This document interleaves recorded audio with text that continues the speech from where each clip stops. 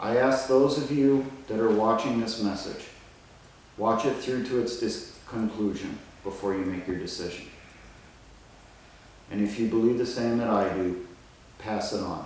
Pass on the link to where you find this video. This video is meant only for my brothers and sisters in the militia and patriot movements. The ones that have made the decision that this nation, its history, its melting pot culture, and its freedoms are worth defending. The ones that have invested their time, their resources, and much of their daily lives and decisions to that noble purpose. We have invested years, and for some, decades, being the last line of defense for this once great nation. The same as some of our fathers and grandfathers before us did.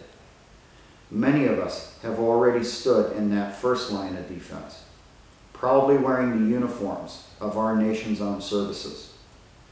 We lived, and many of us fought in the deserts, jungles, mountains, and seas of this world. We patrolled streets of hostile lands and the frontiers of freedom, protecting against communism in its many guises. While we stood in that line, protecting all we held dear from external threats, a cancer was growing in our nation. Our enemies bypassed us and took root in our lands. They spread into academia and took it over. They spread into our culture and entertainment and perverted it.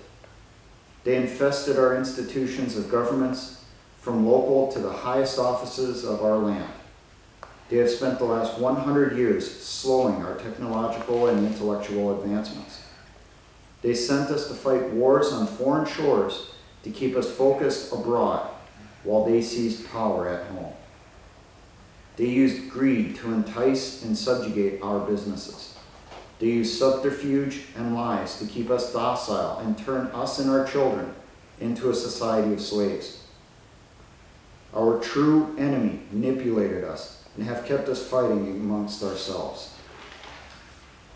Black versus white, rural versus urban, left versus right, the educated versus those who have worked hard manual labor jobs after their schooling, the rich versus poor, Jew versus Gentile. Their greatest weapon, even more than greed, has been fear, because fear has given them their greatest victories and advancements. It has allowed them the power to tell us what we can and are not allowed to do. It has allowed them to establish a police state that our enemies abroad could only have dreamed of. And to make it more effective, they would employ our former enemies to get our approval for its expansion. They have always given us a new enemy that can only be defeated by giving up another piece of our rights, but only a small piece, and promise to give it back later. And we only need to give up a little more of our treasure to fund the effort.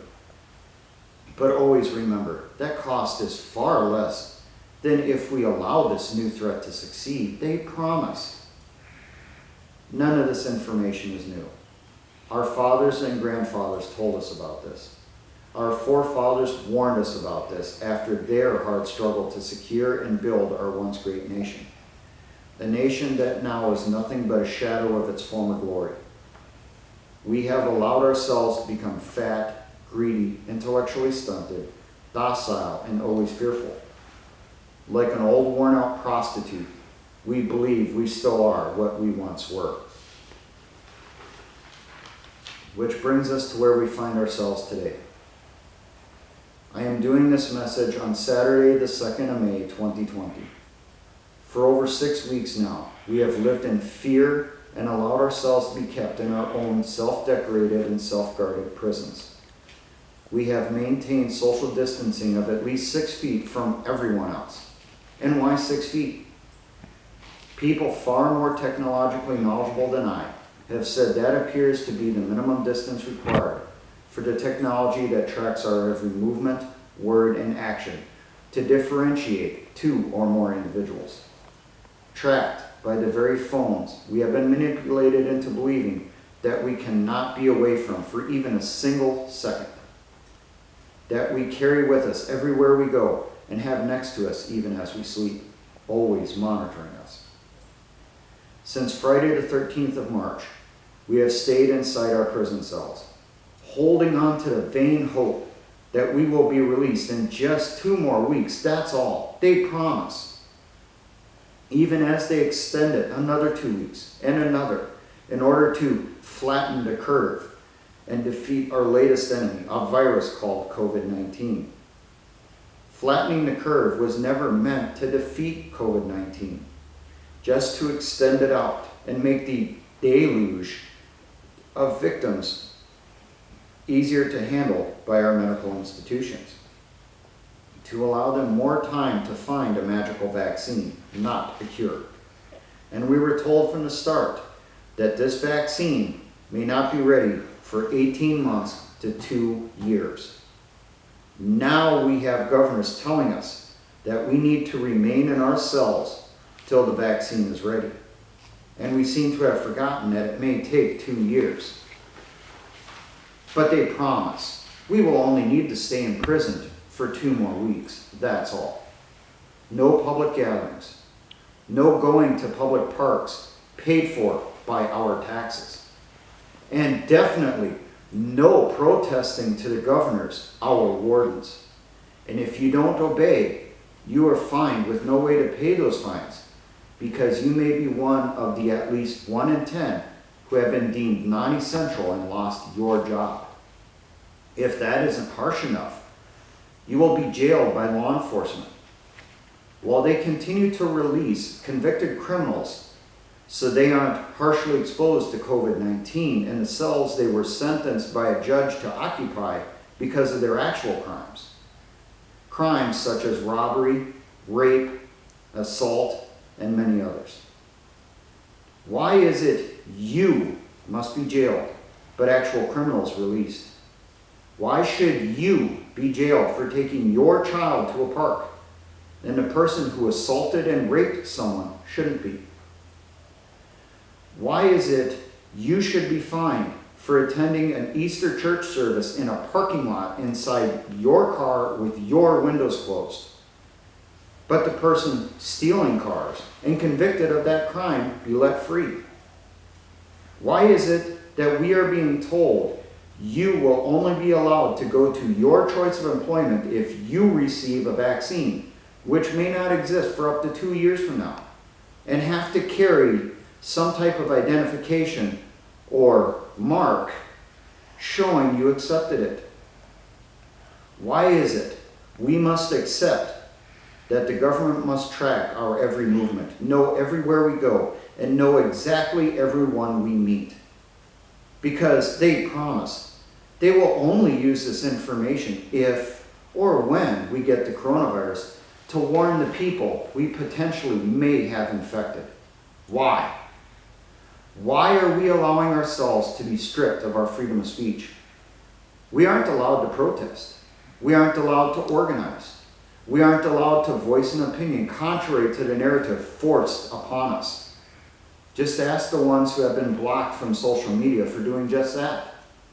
Why are we fined and imprisoned for obeying social distancing edicts? We're allowed to do it in our cells, but not in the parks we still are required to pay taxes for. Why are Christians and Jews not allowed to attend a worship service or attend a funeral from inside their vehicle? Why is it acceptable to demonize Christians and blame them for a virus that admittedly escaped from a communist Chinese biolab? Why is it we must allow infringements on our Second Amendment rights? Our rights to keep and bear arms, and to attend training as part of a well-regulated, meaning trained and equipped militia in order to fight a virus. On the 20th of January this year, we planted our flag in Richmond, Virginia and said, no more infringements. They didn't just kick that flag down. They stomped on it and urinated on it. Then told us we aren't allowed to protest their actions. Face it, we have been stripped of the very rights our forefathers fought for, bled for, died for. The time has come for each of us to look into our very souls and ask, are we going to do what will be needed to get our rights back? Do not get me wrong with what I am asking. I am not saying we should go out and start this war, to commit the first acts. What I am advocating is we do not allow the next attack against us to go unanswered. No more sitting back after the next Lavoy Finicum or Duncan Lemp. No more holding back at the next Bunkerville. No more holding back when the next Patriot is red flagged. That this moment forward, instead of being tripwires attached to warning devices, that we should be tripwires attached to booby traps. That when tripped, our domestic enemies face injurious consequences. I still advocate no breaking of current laws concerning firearms and explosives. When the battle is upon us, then is the time to prepare what we deem necessary for it. I and a few others have already made our decision. We will fight. But we will not be the ones to commit the first act. That is still in the hands of our enemy. They are still the ones who must initiate. But we will respond. The people of this nation are seeing what is happening right now across this country. They are waking up to the fact that we are prisoners in our own homes. With the warden dangling our pardon papers in front of us and giving us a list of conditions and future infringements we must accept in order to be set free. I am not a prisoner. I am not a criminal. I am a free man. I am a man who took an oath to defend the Constitution of the United States against all enemies, foreign and domestic. I am bound by that oath till I am ordered to report to the great army in heaven. I am a tripwire attached to an IED. I am militia. This flag in front of you is an embroidered Gadsden flag. Its clearly stated phrase is plain for all to see and understand. This will be the flag that will carry the honors of those who will stand beside me. It will one day carry the name of our unit that will be earned on the battlefield. A name not yet chosen, but will be earned with honor, sacrifice, bravery, tears, and blood. This flag someday will adorn my casket, and at that time it will be frayed from enemy fire, stained with dirt from countless battlefields and the blood of patriots. I hope it will be in a place of honor in a museum dedicated to the deeds we will all be a part of, a reminder of what we have endured to reclaim our freedom. May God be with you in the times ahead. May He guide you and protect you. Essayons, let us try, and I will meet many of you at the outskirts of our enemy's final bastion.